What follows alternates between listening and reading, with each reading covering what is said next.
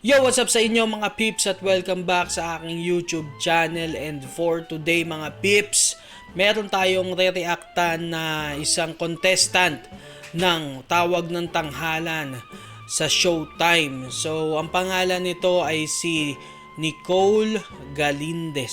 So, kinanta niya yung All By Myself at hindi ko alam kung bakit siya nagva-viral, pero malalaman natin no pag nag-react na tayo sa kanya. Pero syempre, bago tayo mag-umpisa guys, again, don't forget to like, comment, share at mag-subscribe.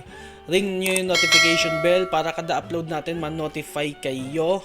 At yun, tulungan nyo akong ma-reach ang 5,000 subscriber dahil malapit na tayo. So ayun, umpisahan na natin guys. So let's get right into it. Let's go!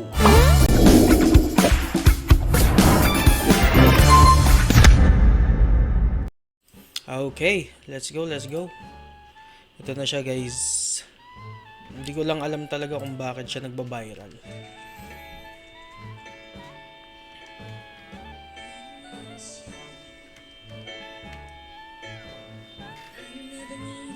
So, contestant siya sa Tawag ng Tanghalan.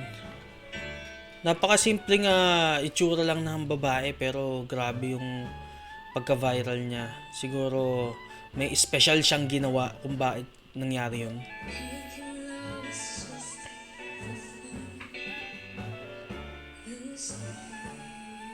Okay, simple yung umpisa niya. Pero yung ano niya, yung sobrang yung boses niya sobrang modulated. So, ang sarap pakinggan.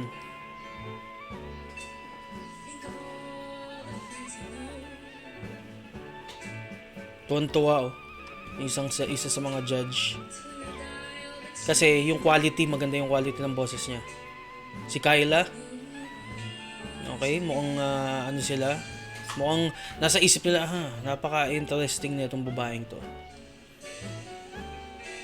Okay. Okay, doon tayo sa chorus.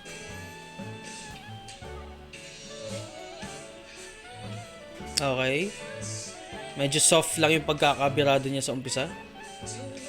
Eh maganda yan dahil meron siyang dynamics.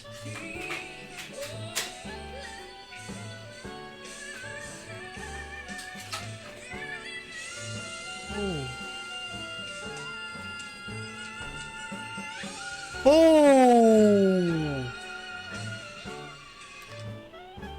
Grabe yun. Grabe yung transition niya guys. Balikan natin.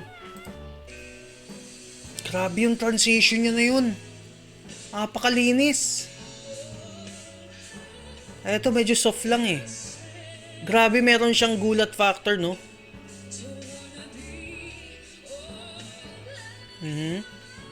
Ay no, pakinggan nyo yung transition guys.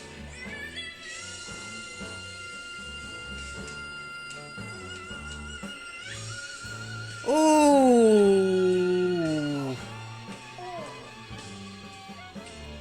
Grabe yun.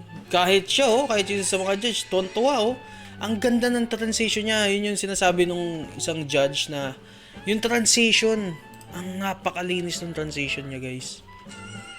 Ay no, pakinggan na. Grabe yung transition niya.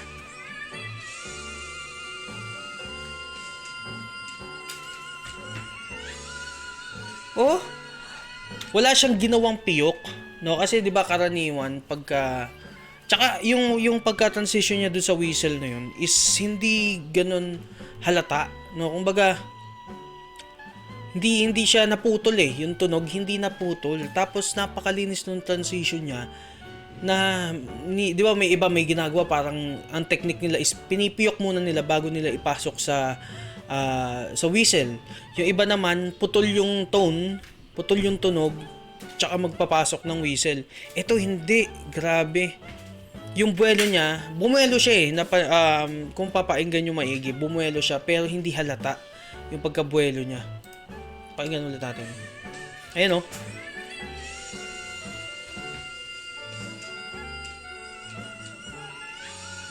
Oh, grabe, napakalinis. Ooh. Ayan sinasabi nila guys na don't judge the book by its coverage. Grabe yung transition niya na yun. My gosh.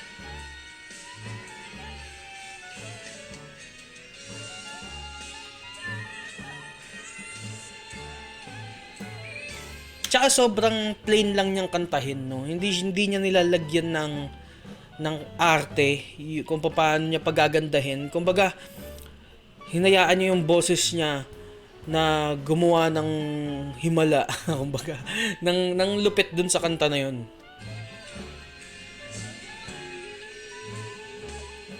Grabe yun.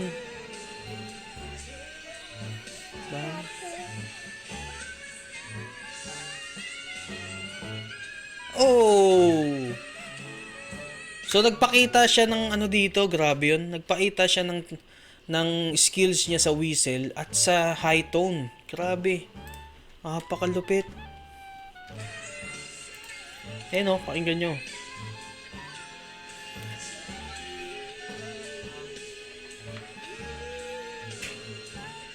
Wala, diba, masal. Grabe to.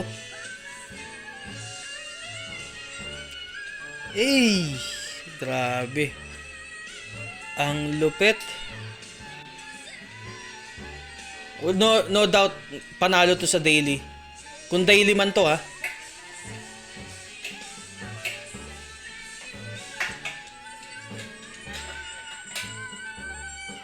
Grabe yung sustain niya. G. Ayun ang maganda dun sa ginawa niya, no. Meron siyang consistency sa dynamics. Meron siyang consistency sa sustain. Kung napansin niyo yung ending, kung ibang singer yan, nagpasok na ng high notes dun sa dulo. Pero hindi yun hindi yun yung ginawa niya. Tingnan niyo, pansinin niyo. Kasi 'di ba nga, sa ibang part nagmataas na siya eh. So dun sa ending, hindi na niya inisip na maglagay ng high notes doon. Kumbaga parang pang ending niya is sobrang normal na. Ayun no, nagtaas na siya, naglagay siya na yun. Yan. Kung yung iba yun, di ba mas mataas pa? Pero grabe, napakagaling ng dynamics niya. Ang galing ng ano. Pero yung switching talaga.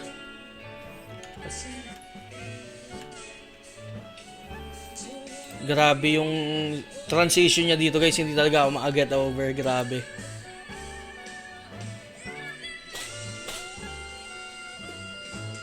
Tiyan mo. Oh, grabe.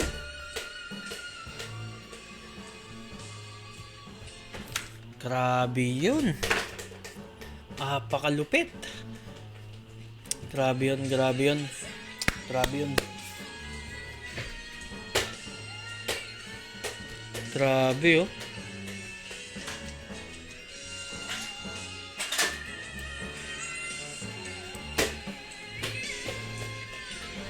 Grabe yun. Ang ganda ng pagkaka-transition ng whistle.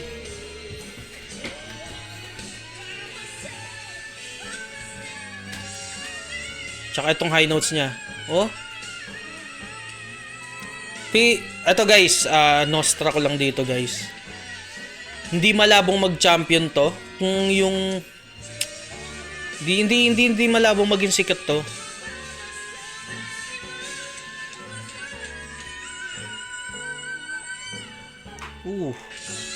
Grabe.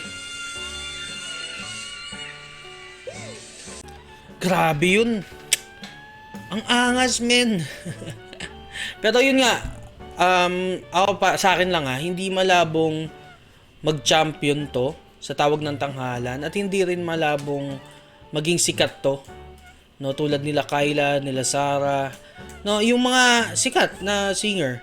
Kasi kung patuloy niyang gagawin yung malinis na performance na ganyan, na hindi wala kang makikitang mancha eh. Kung nakita nyo kung yung performance niya, ang linis na ng transition, ang ganda ng dynamics niya, nasa timing, no?